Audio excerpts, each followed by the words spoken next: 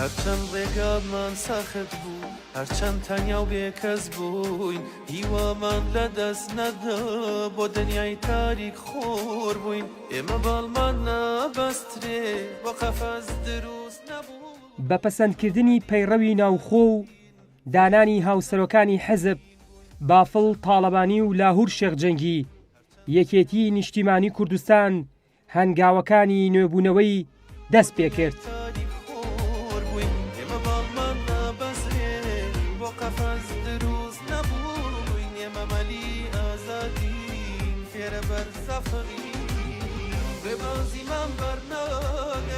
کادران و هەڤاڵانی یەکێتی دەڵێن داکۆکی لە مافە دەستوری و یاسایەکانی گەلی کورد و پاراستنی یەکێتی ناویەکێتی ئەو کارانەیە کە هەمووان چاوەڕوانن لە یەکێتی نیشتیمانی کوردستان دوای ئەم نوێبوونەوەیە ئەنجامی بدات.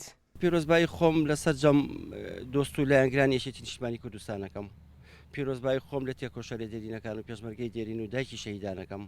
هیوادارم ئەم هاوسەرۆکیە بێتە مای سەرکەوتنی یەکێتی و بکێتەوە سەر پێی خۆی و ڕێبازەکەی مامون نەکەن. تکامان لە هاوسەرۆک و سەرکردایەتی یەکێتی تازە هەیە کە بەرنامەی جددی و نەخشەی جددیان هەبێ بۆ هەستانەوەی یەکێتی و هێنانەوەی بۆ سەر ڕێبازەکەیمە. یەکێتی نیشتیمانی کوردستان بە سەرکەوتوانە توانی ئەم سەردەمەش تێپەڕێنێ و هاوسەرۆکەکانی هەڵبژێرە. هیوادارم ئەوانەی کە هەڵ ئەبژێرێن لە ئاستی مەسئولیەتە بن بەرامبەر بە خەڵک و بە یەکێتی نیشتیمانی کوردستان. چکم یەکێتی نیشتیمانی کوردستان یەکێتی تاکە کەس نییە، یەکێتی هەموو خەڵکی کوردستانە. هیوادارم ئەو کوڕەگەنجانە و قیادە تازایی کە ئێستا سەرپەرشتی یەکێتیەکەن و سەرکردایەتی یەکێتیەکەن بە ڕۆحیشی تازەوە بە گیانێکی تازەوە بێنە پێشەوە بتوان ئەو پەیڕۆ پرۆگرامەی کە ماوەیەکی زۆر خەریکین جوان جێبەجێ بکەن و ئەو ئاواتانەی کە هەموو کادێران و کە سەرجەم خەڵکی کوردستان هەیەی بۆ ئەوی کە یەکێتی بێتە ئەو یەکێتی کە جاران کە گوژم و توانایەکی باشی هەبێت.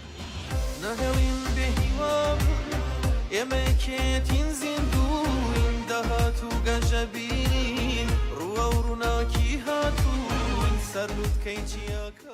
حیزبی شەهیدان پەیڕەوێکی نوێی بە سیاسەت و کاری تازە لە گۆڕەپانی سیاسی کوردستان، عێراق، ناوچەکە بەردەوامە. ئەویش لەژێر ڕۆشنایی ڕێبازەکەی سەرۆک مام جەلال.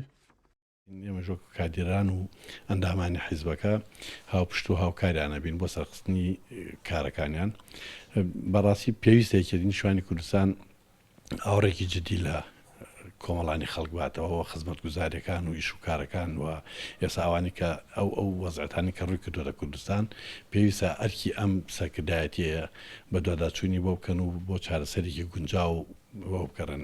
ئاشکردنەوەی شارع لەگەڵ یەکێتی نیشتیمانی کوردستانەوە گرنگترین شتە. یەکێتی نیشتیمانی کوردستان بە خەبات و تێکۆشانی خۆی و بۆوانە بەڕاستی دایم حیزبێ بووە مەیدانیان لە ناو حەدەسەکانە بووە حیزبی ڕۆژی تنگانە بووە. ئێمە ئومێدی تاومان لەسەر هەردوو هەواڵ کاک پاڤێڵ و کاک شێخلاور هەڵچنیوە بۆ ئەوەی کە یەکێتی نیشتیمانی کوردستان کەوتووەتە ئێستا ئومێدمانەوەیە کەوتبێتە دەستێکی ئەمین کە یەکێتی نیشتیمانی کوردستان بخەنەوە سەر ڕێچکەکەی خۆی و درێژە پێدەری ڕێبازە پیرۆزەکەی جەنابی مام جەلال بن. ئەمە بەڕاستی حەدەسێکی گەورە بوو دەمەکەمە چاوەڕوانی ئەماکەین وەک چۆن پێشتر قسەمان لەسەر کۆنگرەکە کرد کە نەتیجەیەکی باشی ئەبێت و ئاواتێکی باشی لەسەر هەڵەچین و جەماوەری کوردستانی چاوەڕێواکەن.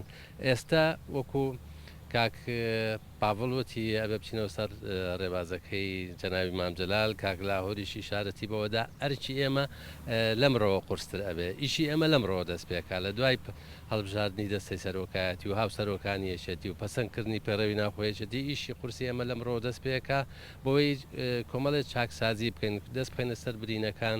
بە کۆی دەنگی ئەندامانی ئەنجومەنی سەرکردایەتی یەکێتی نیشتیمانی کوردستان پەیڕە و پەسەند کرا هاوسەرۆکانی حیزب دانران کە دوجار هەموو ئەمانە ئەو وتە بە نرخەی سەرۆک مام جەلال بەبیر هەمووان دەێنێتەوە کە دەیکەینە پەیڕە و سمبولێک بۆ پاراستنی ریزەکانی یەکێتی کە دەڵێت سەروەریمان گەشەکردنمان مانەوەمان بەندە بە یەکێتی نیشتیمانی کوردستان.